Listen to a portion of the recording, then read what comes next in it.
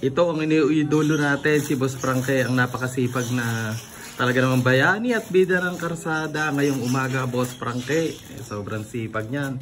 Talented yan. Ayan, ang kanyang lumpia na sariwa. Solid, diba? Ayan, kaway-kaway naman, Boss Frankie. Ayan, ano po yan, napakaraming talento. Nag-skirting, nag-waiter. Ayan, nagtitinda po sa umaga ng mga kakanin, almusal. So, ayan, si Kuya Frankie, ang bida ng karsada at bayani ng masa ngayong umaga. Imbitahan mo sila, Boss Frankie, na bilhin ng iyong mga produkto. Ito, may mga paninda ako. Kaso ngayon, kubos na, lumpian sariwa na lamang. Susunod, meron akong sopas, lugaw, pansit, spaghetti, luglog, sampurado, tsaka lumpiang sa antala.